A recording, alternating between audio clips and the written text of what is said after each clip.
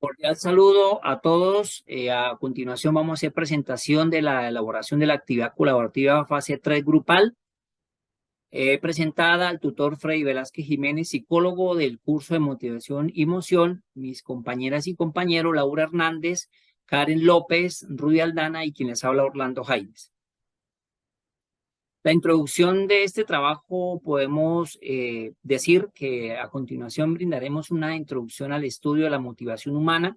Claramente sabemos que una motivación así dicha nos da a entender que es un motivo para hacer, alcanzar un objetivo o realizar alguna tarea o incluso para satisfacer nuestras necesidades para la consecución de propósitos motivados por impulsos internos como son las necesidades fisiológicas y otros por incentivos externos como es el dinero y el poder.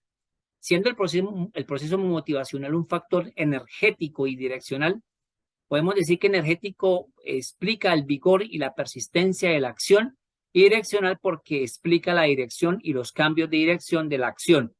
El objetivo de este trabajo es el planteamiento de ejemplos concretos, sobre todo vinculados a la motivación en el contexto educativo y en el comportamiento del consumidor, enfocados de cómo la emoción y los procesos cognitivos y la regulación emocional pueden considerarse como fenómenos que involucran diversos componentes y estar relacionados con la emoción desde las perspectivas neurofisiológicas y cognitivas.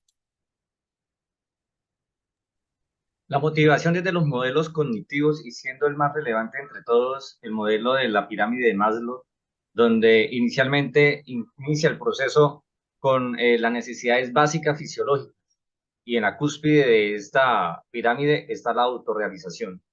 No podemos hablar de motivación y emoción antes de hablar sino con los estímulos. Los estímulos para llegar a una motivación puede ser de manera intrínseca o extrínseca. Estos estímulos son específicos, creyendo resolver algunas necesidades de tipo social o personal. Estas necesidades realiza planes y planifica la realización de las metas. Ese proceso lo podemos ver en la autorrealización, después de haber pasado por la seguridad y las necesidades sociales. Siendo distintas a la motivación de manera fisiológica, podemos decir que la motivación es un proceso que inicia desde un estímulo pasando desde el proceso de emoción. Siguiendo desde el proceso cognitivo y en este caso de motivación y emoción, podemos aplicarlo de forma cognitiva, emocional y conductual. De forma cognitiva es todo aquello lo que yo pienso. De forma emocional o sensitivo es todo aquello lo que yo siento. Y de manera conductual es todo aquello lo que yo hago. Este proceso son emociones en el aprendizaje que se escapan al campo racional. Si lo llevamos al ámbito educativo, pues nos contradice en que la motivación y la emoción no pueden ser congruentes en este caso. ¿Por qué? Porque para hacer un proceso inicial de educación, debemos iniciar el proceso de razón y la emoción va en contra de ello. Los instrumentos en medio del aprendizaje están entre el docente y los alumnos. El docente debe primero desarrollar capacidades para conocer sus propias emociones y de esta manera también conocer la de sus estudiantes. Los métodos de aprendizaje por medio de expresiones verbales se puede definir por algunos autores que esto se rectifica o se da un proceso de mejor calificación en el proceso de lenguaje corporal. Estos procesos simplemente se llevan a la parte educativa o al sector de educación como un proceso de aprendizaje social. Estos procesos de manera intrínseca o extrínseca, de manera personal, cuando lo llevamos con una metodología o con la emoción de poder cumplir nuestras propias metas, llegando a la cúspide de lo que habla en la pirámide de Maslow. De manera extrínseca es cuando los estudiantes realizan un proceso de aprendizaje, pero influenciado por la parte social o por su familia. Este es el proceso de motivación y emoción desde la parte cognitiva.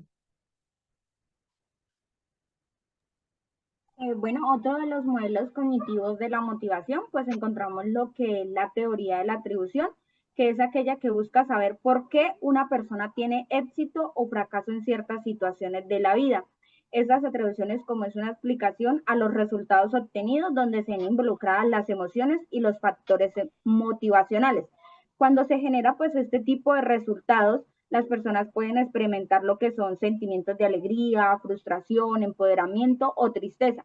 Esto va a depender pues del resultado que se obtenga debido a la atribución causal. Así se va dando cumplimiento pues a esta teoría, donde podemos identificar cómo la relación que hay de los sentimientos de adecuación, eficiencia y competencia que tienen las personas que se enfrentan pues a los distintos retos y amenazas de la vida diaria, con la expectativa pues de ese resultado a obtener, la creencia de ser capaz o no de alcanzar pues ese objetivo que se propone.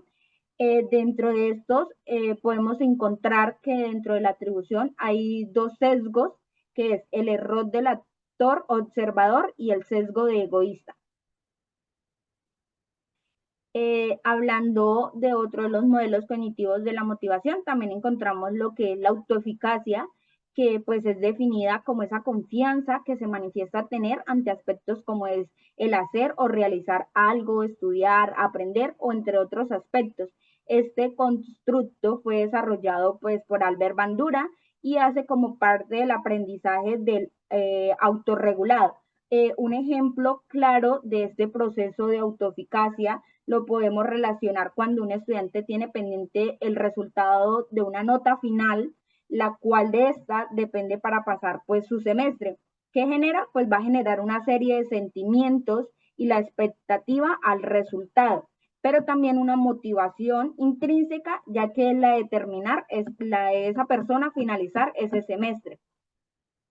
También hablaremos sobre la motivación en la educación, donde se dice que el rendimiento, la creación de condicionamientos motivacionales adecuados y las medidas que impulsen a la actividad mental y el aprendizaje, pues son esa parte fundamental para que estén conectadas, para que pueda haber una relación y espacio de interacción entre un profesor y alumnos. También conocemos la teoría conductista, como la precursor de los desarrollos científicos de la psicología del consumidor. Esta fue la primera y es usada por los publicistas.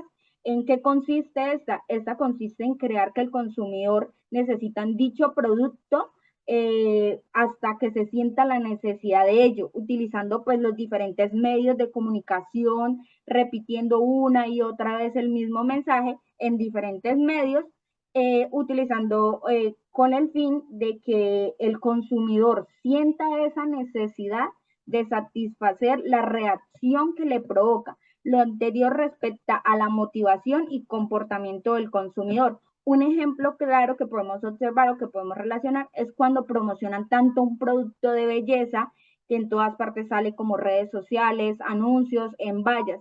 ¿Qué va a generar? Va a generar que el consumidor se sienta atraído y en la necesidad de adquirirlo. Y también una motivación, ya que sea para mejorar algún aspecto de físico o de salud. Bueno, las emociones.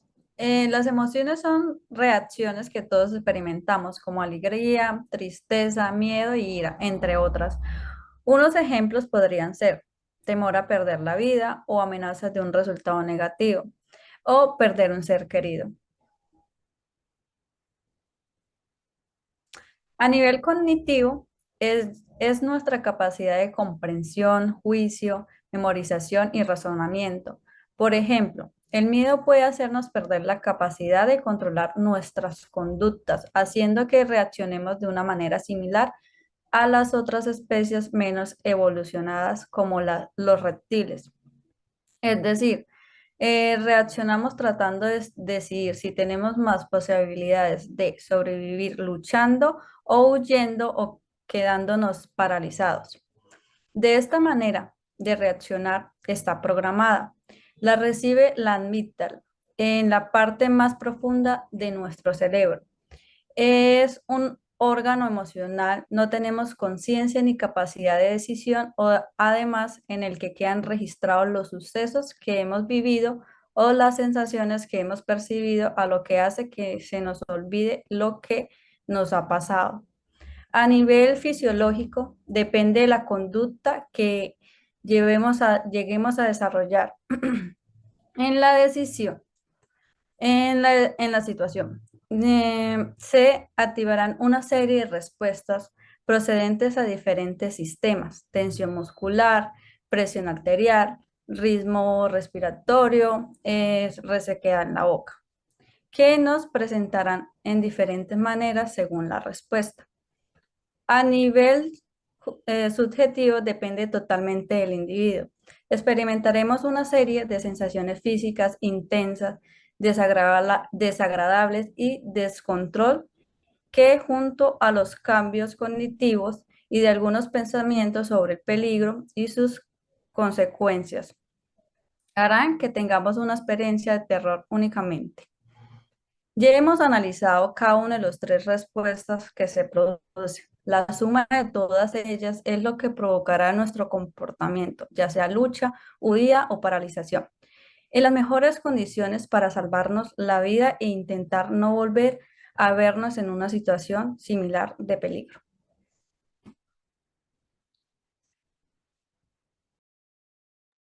Como reflexión final, podemos explicar cómo los comportamientos del consumidor, a partir de las causas que las produce, es una tarea en el estudio de la emoción y la motivación.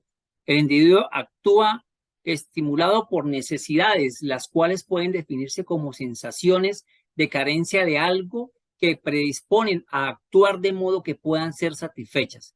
Persigue objetivos, procesa información y trata de solucionar sus problemas impulsados por una motivación acompañada con la emoción en sus necesidades y deseos.